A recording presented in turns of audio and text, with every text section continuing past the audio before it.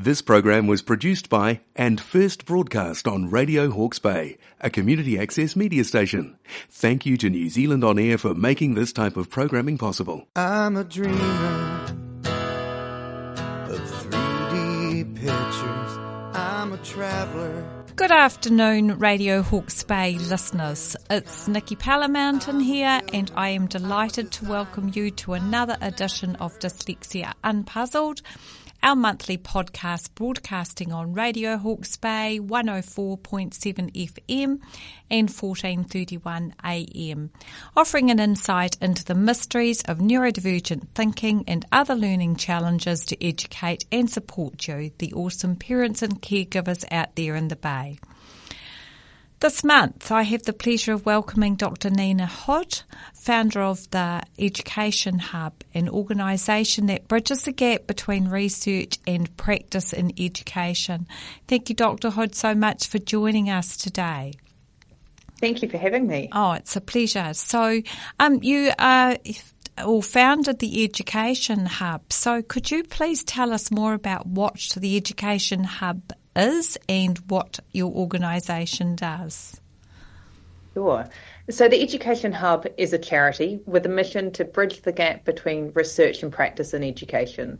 So what we realised is that there's lots of great research out there being done by researchers in universities and other institutions, but it's not always easily making its way into schools or early childhood centres or is readily accessible for teachers. So we create a range of different resources and learning opportunities that make that research easily available and really practical for teachers. The other side of the work that we do is that we also conduct research ourselves onto issues that we've identified as being important in New Zealand's education system. Cool. So that sounds a pretty interesting sort of line of work that you do, and I'm sure you come across many interesting statistics. So, yeah, and I know my attention was first drawn to your research earlier this year when you spoke on TV New Zealand's Breakfast Show about the latest findings on neurodivergent learners in our New Zealand schools. Some of those findings were quite frankly alarming, and in your words, our system is broken. As a country, we are failing our neurodivergent children on an epic scale. Could you share more about that, please? Sure. So the report was based on a survey that we did of 2,400 people across New Zealand. So that included teachers and principals, parents of neurodivergent young people themselves, and also people working in supporting services. And we asked them three questions. What's currently working? What's not working? And what would you like to see changed in terms of how well the education system is supporting neurodivergent young people? And as you say, the findings were they were devastating. I've never cried so much writing a report in my life.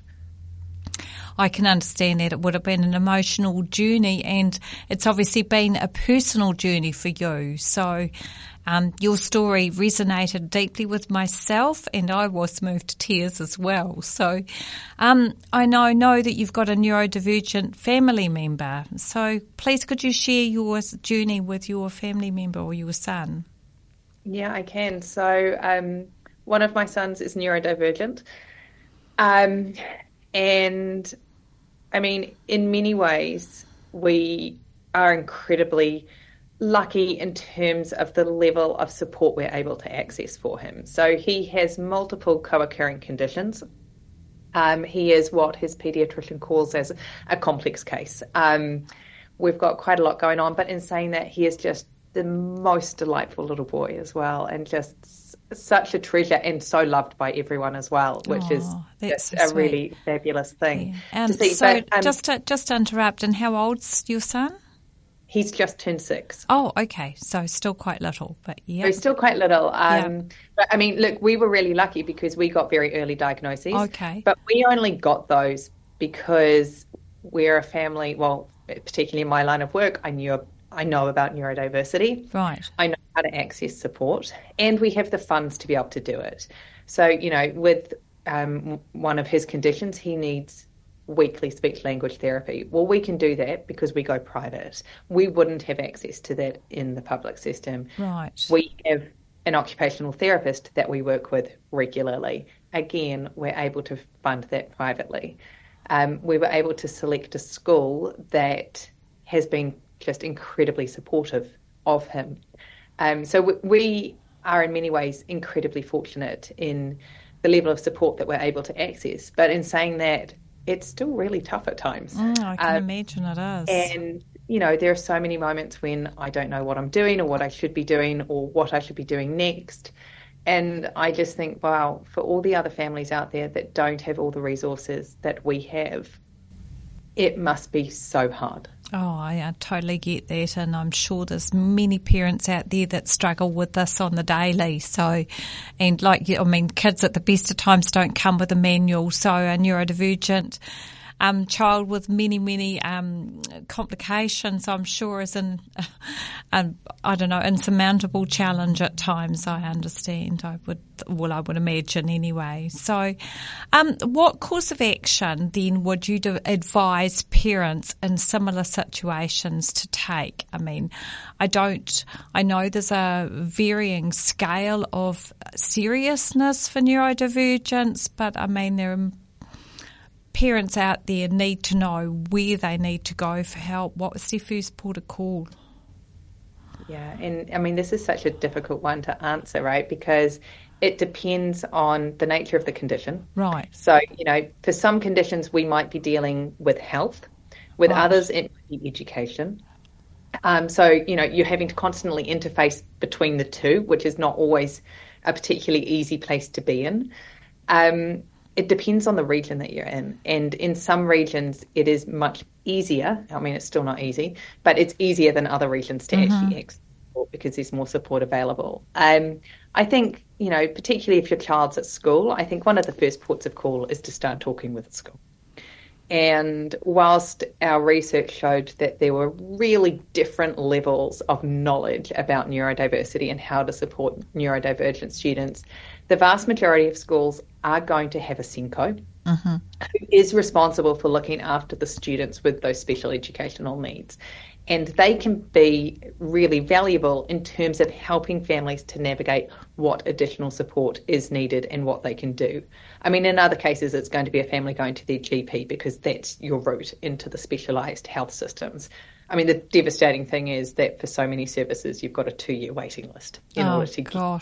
So even if you start on that process, it can take a long time. Gosh, 2 years, that's a big thing, isn't it? Far out. Mm-hmm. So, yeah. Interesting that your report titled The Illusion of Inclusion. In my mind, when I read that, I thought, gosh, what an exceedingly accurate description or title for the current situation in our schools. Because as we both know, it's in fact quite the opposite. So, can you just share with us some of the statistics that stuck in your mind before I go on, with the next question? So, yeah. So, I mean, I guess a couple of the, really key things for me is that we know somewhere between 15 and 20% of students in our schools are going to be neurodivergent. Mm-hmm. Within our research, 2/3 of the students don't have any access to public funding in order to support them in that. And, that's a huge number of students that is a huge number getting access to support. And even those who are getting funding, in most cases, it's not nearly enough for what they need. No. So we just have a massive shortfall in terms of the support available. So these kids must be going through, or school must be a pretty traumatic place for them on the daily, really, because they're not getting supported. To me, there is a level of not bad enoughness, if that's a terrible phrase, I know, but they seem to have to be quite serious before they are able to access any funding. Yeah, absolutely. And I think, so if I answer that question in two parts, the first is that, yes, one of the things about the way that the system in New Zealand is set up is that to access sort of the largest pool of funding available for neurodivergent children in our schools, you have to have really severe, what they call externalizing behaviours. So there's a quote that came out in our report that said, teachers being told, unless your student is flipping tables on a regular basis, they will not qualify for support. Well, that's just ridiculous, because we know a lot of neurodivergent children, they don't have any externalizing behaviours. No. They internalise. Yes. And you're right about school being incredibly traumatic for many of them. And we just had so many stories of essentially the damage that's been done by our school system. And I do emphasise that this is a systemic issue, right? And whilst there are some schools that are doing excellent work with their neurodivergent students, the system is just not set up to support them. But one of the things that did come out really strongly is the increasing number of neurodivergent students who are turning to homeschooling because they've realised that your mainstream education system is just not going to provide the support that they need. No, it's very sad, and I almost think that the education system and no reflection on our teachers or principals, because I know that they sweat blood for their students in most parts, but I just sort of often feel that our systems expect square pegs to fit into the round holes, and they sadly take a very non-flexible approach, and which exacerbates the problem for our neurodivergent young minds, and can be quite traumatic. And I remember reading in that transcript from TVNZ that there was one child young as 6 that was had suicidal feelings. Was that what I read correctly? That is correct. That to me is just devastating. Yeah, it is. And we have a system that enables that to happen. Oh my gosh, and I just sort of think from here, where does that kid even go, for support? What happens from here on out? So it's, quite real out there for sure, isn't it? So, I wonder then what happens to the families who don't have adequate funds to be able to support their children. It's really tough. So for many of them, we've got multiple issues, right? So for many children, they actually never ever get a diagnosis because the only way to get a diagnosis is essentially to go private, and they can't. So they actually don't even get a diagnosis. Right. Okay. Even for those who do get a diagnosis, they may not be able to access the specialised support that they need. And so then a lot of it falls back on schools, right, to try and pick up the pieces. But schools aren't resourced to do that either. So teachers don't have the training to enable them to do that work. And there's obviously a lot more work we can do in terms of upskilling teachers. But when you're a teacher with 30 students in your class, and 15 to 20% of them are neurodivergent, there is no way that you can do justice to all of your students all of the time. It's just not possible. Yep, and I can endorse that for a fact, having been come from a classroom teaching background. In some cases, and sadly in most cases, it is impossible to just manage that, and manage kids in the classroom. And those that are showing the more external behaviours, they're the ones that get the help, like you say. And for the poor, quiet ones that just suffer, I suppose, in silence, they do not get any support or very little. So the mental health impact, though, it's a huge concern for the mental health of those students, but also for the parents and children that must be impacted as well. So absolutely. And I certainly know there's teachers that they're pretty burnt out. The school is just working, trying to do everything that they can to give these people support, but sadly it doesn't happen. So how do you imagine that we can get things back on track and get some help out there? So I think it's a big task. I don't think it's impossible, but it's going to require, a number of different things happening. So first of all, and this came out really clearly in our survey data, is that there needs to be more funding. And there needs to be more funding put into, first of all, having readily available diagnostic services so that children can actually get a diagnosis and get a diagnosis early, because everything tells us that early intervention's key. So we need to have diagnosis. We need to have better access to specialist services. So your speech language therapists, your occupational therapists, and then we need to be supporting and resourcing schools. And so part of that is upskilling teachers, but we also need to be, funding more teacher aides, so that there are just more people that are able to provide the support for young people in our schools.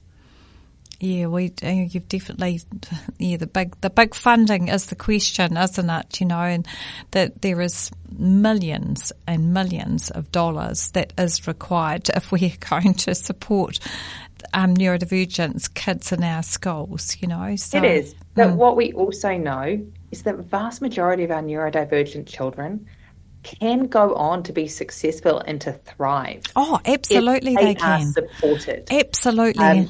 And so we're doing ourselves such a disservice in the long run by not providing that support. So, you obviously, do a lot of work with dyslexic people. Well, if we put the right interventions in place in primary school for our dyslexic students, they will learn to read. Oh, and they absolutely. can then take that forward. Yeah. It's just the cost of not doing that is huge in terms of the societal implications.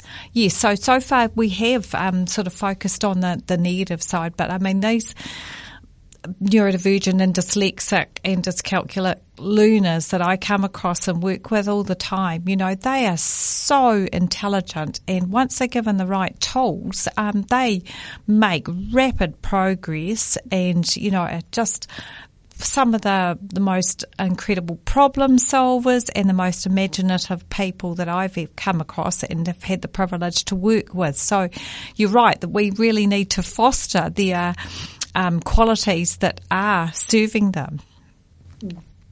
Yeah. So the Ministry of Education, what role do they need to play moving forward? Well, from my point of view, they need to be playing a much bigger role in terms of coordinating that support.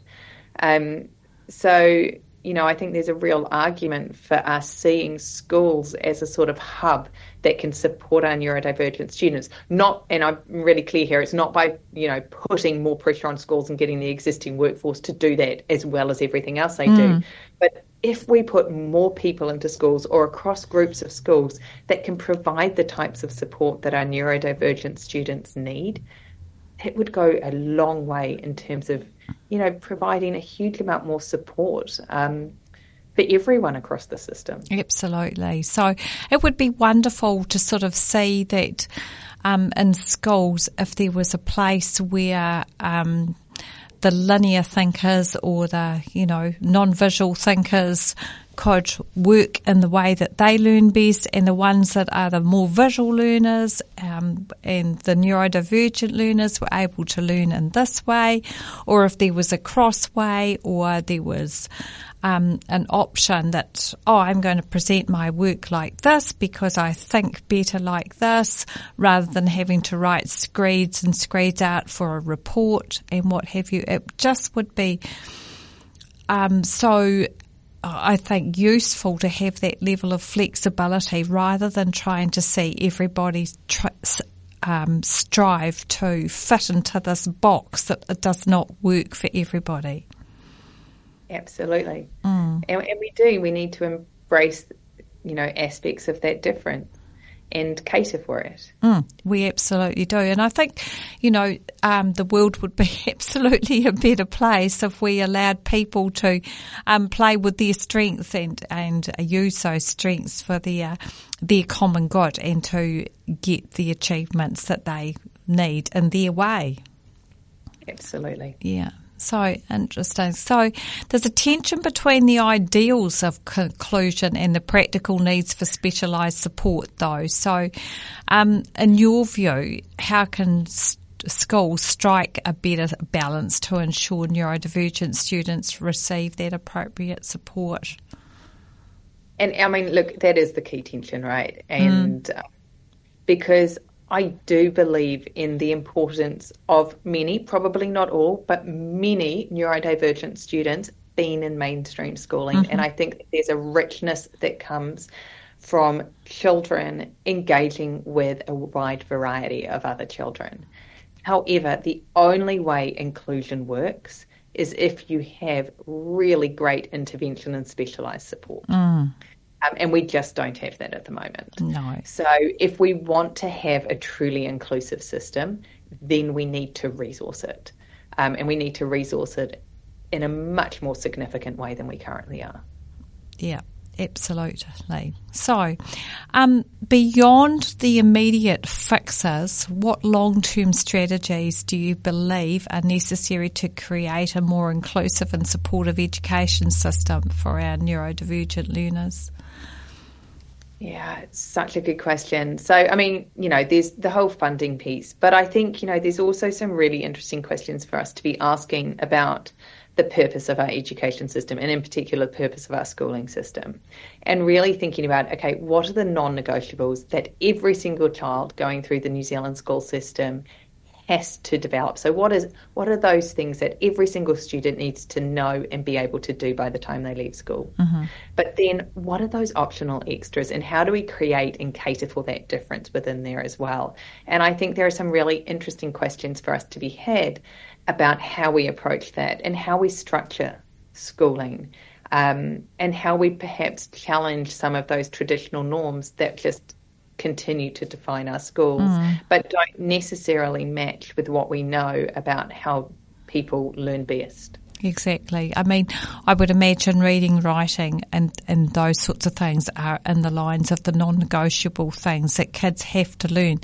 But to say they're non-negotiable doesn't mean to say that the way we're currently teaching reading, writing and maths is going to be the right way for our neurodivergent learners, because I certainly know for sure, as I take my clients, that by teaching them in the different manner which I use clay to work with them, they can very quickly, by using their visual strengths, learn the fundamentals of reading and be able to view their letters the right way up and perceive them correctly. So trying to go back to the old way that we have stuck with for years of teaching a child to read is just, we need to change our view on that, I believe. Yeah, absolutely. And I think, I'm always going to be a supporter of a pluralistic education system, and that there's not just one type of schooling that's going to suit every child. Because it definitely doesn't, just as we all learn to drive differently and we also learn to cook differently, we all learn to read and do different maths stuff as well. Okay, so if you had your magic wand and based on your findings, what is your primary call to action for policymakers, educators and parents to address the issues highlighted in your report?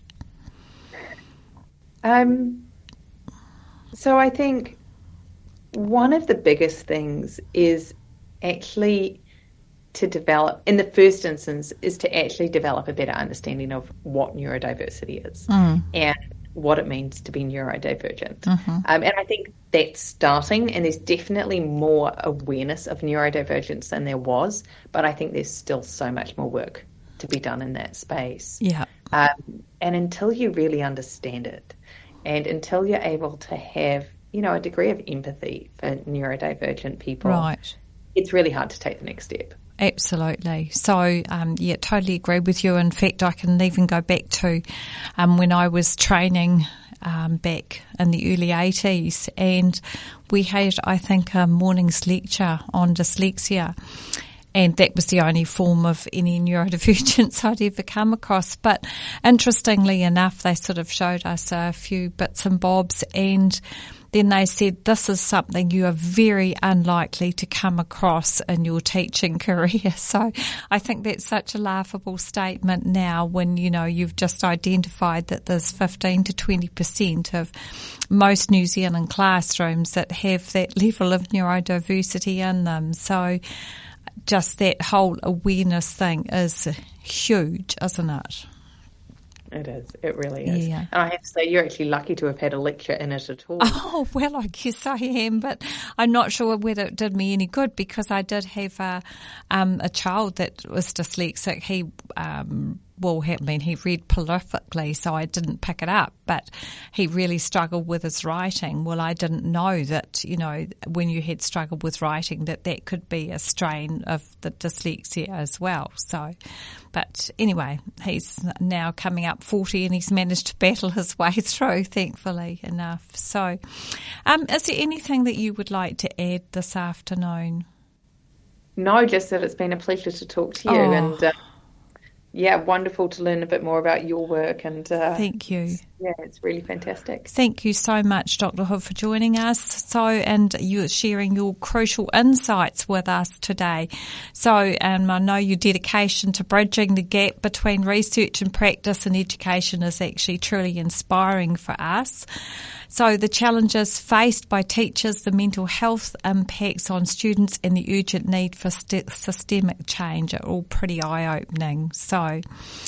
And we've talked about the importance of funding proper training and balancing inclusion with specialised support. So your call to action is clear. We all need to work together, all the policymakers, educators and parents, to create a better and more inclusive education system. So thank you so much again, Dr. Hood, for joining us and your incredible work. Please keep up the good work, and I look forward. I found your report online, so I'm going to, if it's okay with you, look forward to sharing that with my readers.